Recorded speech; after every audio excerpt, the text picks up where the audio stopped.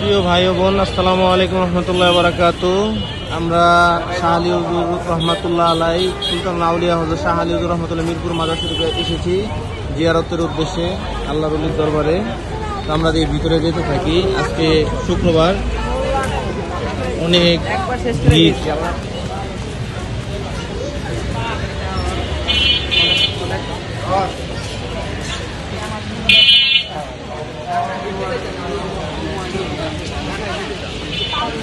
সেই বট গাছটা যেটা কেটে, এইটাই সেই বট গাছটা কেটে ফেলা হয়েছিল কোনো কারণে। আপনারা খেয়াল করেন, দেখেন এই যে অনেক বড় ছিল এই বট গাছটা। এই পুরা এই নিচটাতে পুরা এরিয়া যেটা আছে আপনাদের দেখাচ্ছি।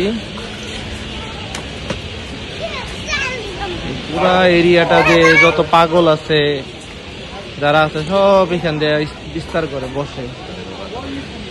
এদের কোনো বাসা বাড়ি নেই, এখানেই তাদের অবস্থান। আবার দূর থেকে অনেক মুসাফির আছে, যারা মুসাফির আসে এখানে রাত্রি যাপন করে। বিভিন্ন জনে খাবার দাবার দেয়, দরবারের খাবার আছে, এগুলো সব এখানে বিতরণ হয়। ওইটা হইলো খাবার স্থান, ওইখান থেকে খাবার দেওয়া হয়।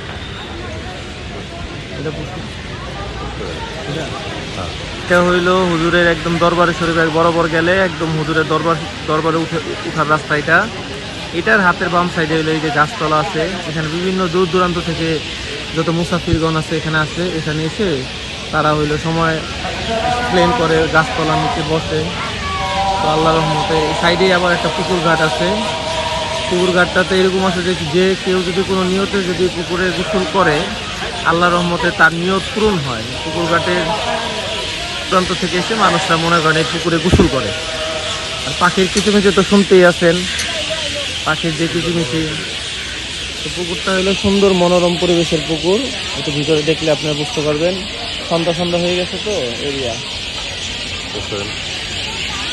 পুকুর ঘাট থেকে একটু সামনের দিকে এগুলো আপনাদের যে জায়গাটাতে নিয়ে যাচ্ছি। অনেক মানুষ মনে করে যে আপনার এই দরবারে, শাহ আলী হুজুরের দরবারে, এখানে গাঞ্জা, তারপরে আপনার ফুলকি, ইয়াবা, বিভিন্ন জিনিস, বিভিন্ন মাদকদ্রব্য সেবন করা হয়।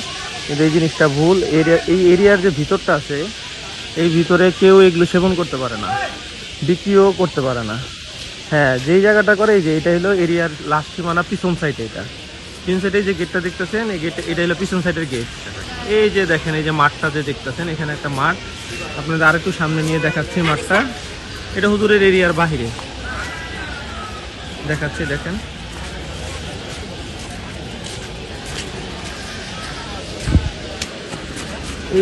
এই যে মাঠটা দেখতেছেন,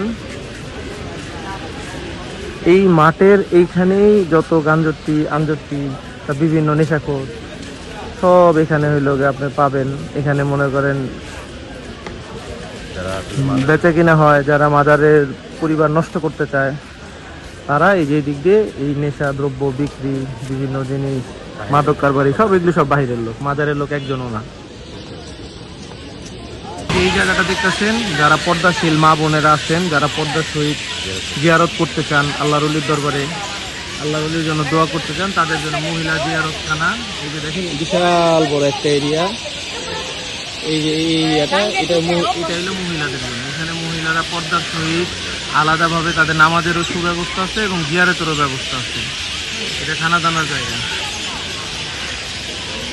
প্রিয় বন্ধুগণ, এই যে এরিয়াটা দেখতেছেন, এই যে হুজুরের এই সামনে ঢুকার গেট, এইখান থেকে শুরু করে হুজুরের মাজারের উপরে একটা বিশাল বড় বট গাছ আছে। এই যে দেখেন, পুরা ভিউটা দেখাচ্ছি, দেখেন আপনারা। এই যে পুরা ভিউটা দেখতেছেন, এই জায়গাটা যত অসহায় মানুষ আছে, যাদের থাকার ব্যবস্থা নাই, অনেক দূর থেকে অনেক মুসাফিরগণ আছে যাদের থাকার ব্যবস্থা নাই, নিরাপত্তার দিক থেকে, সব দিক থেকে সবচেয়ে সেফ জায়গা হইলো এটা। এই জায়গাতে মানুষ সন্ধ্যার পর থেকে সে রাত্রি যাপন যারা করতে চায়, তাদের জন্য খুবই একটা সেফটি জায়গা। নারী হোক, যেই হোক, তারা নির্দ্বিধায় এখানে সেফলি আল্লাহর ওলির দরবারে এনে জিয়ারত স্বরূপ সে থাকতে পারবে। এখানে সকলের আশ্রয়স্থল। আল্লাহর ওলির দরবারে যারা জিয়ারত দূর দূরান্ত থেকে আসতে চাচ্ছেন, তাদের জন্য একটা নিরাপদ জায়গা। ঠিক আছে, এখান থেকে মাগরিবের নামাজ শেষ হলো। আমাদের এই যে জায়গাটা জুতা রাখার জায়গা। প্রত্যেকটা মুসল্লি আপনার হলো এখন আপনার নামাজ শেষ করলো, নামাজ শেষ করে সবাই যে জিয়ারতের উদ্দেশ্যে যে হুজুরের এটা হলো রওজা শরীফ, মাজার শরীফ, এখানে সবাই এখন জিয়ারতের উদ্দেশ্যে যাচ্ছে। আর এই হুজুরের যে মূল মাজারের পাশেই আমাদের মসজিদ কমপ্লেক্স। আল্লাহর রহমতে না হইলেও 10-15 হাজার মুসল্লিদের এখানে জামাত একসাথে সংগঠিত করা যায়। মসজিদটা অনেক বড়, পুরাটা এসি।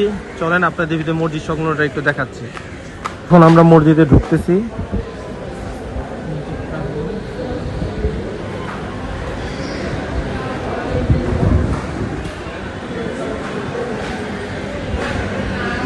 মূলত আমরা মাগরিবের নামাজটা পড়া হয় নাই, তো আমরা মাগরিবের নামাজটা এখন পড়বো, দাঁড়াবো যে নামাজের উদ্দেশ্যে। নামাজে দাঁড়াইলাম। আর ভিতরের সাইডটা মসজিদ দেখিয়ে আনছি আপনাকে। এটা হলো মসজিদের ভিতর সাইড।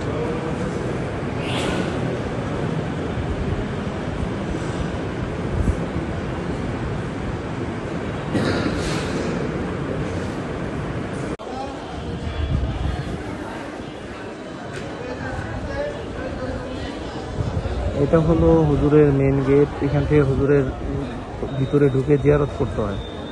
এখন আমরা জিয়ারতের উদ্দেশ্যে যাব।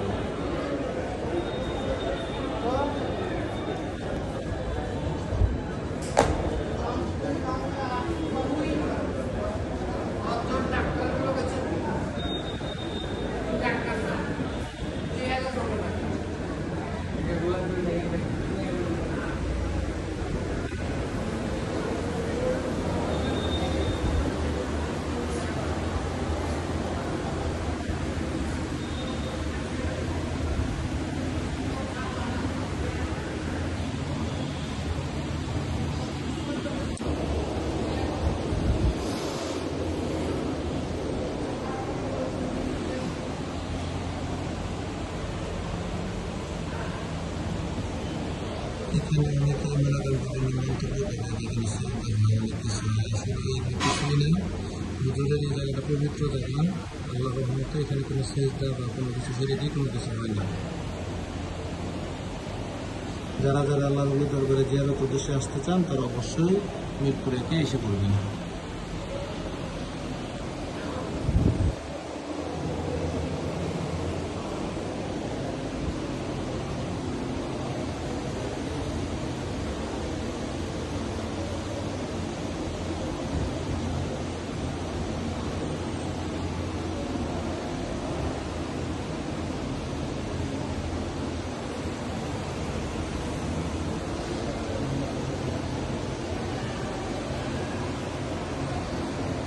আজকে এই পর্যন্তই।